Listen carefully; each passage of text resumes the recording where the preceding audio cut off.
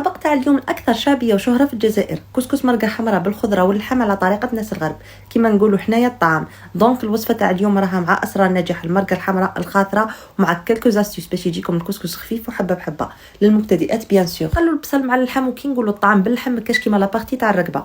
نزيدوا الطماطم المرحيه، نتبل بالفلفل الكحل، فلفل الاحمر، سكنجبير، كركم، عود قرفه والملح، وبلا ما ننسوا حبيبه كبابه راهي من الاساسيات.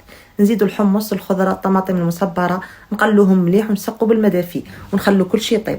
ابخي نزيدوا الكورجيت والقرعه في الاخر 10 دقائق برك بويسكو ما يرفدوش الطيب. نروح للطعام، استعملت المتوسط، شللته، صفيته، زدت له شويه زيت باش ما يتلصقش ونخليه يتشرب 10 دقائق.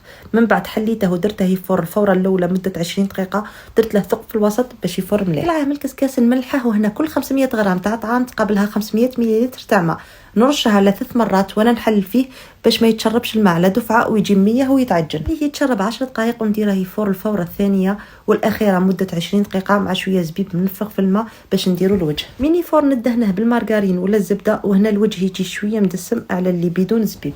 قلع الخضره قسما ديكوري ونسدد المتبقيه باش تجينا المرقه خاطره. نحطوا الطعام مع الوجه، ندريسي بالخضره واللحم والحمص ونسقيه.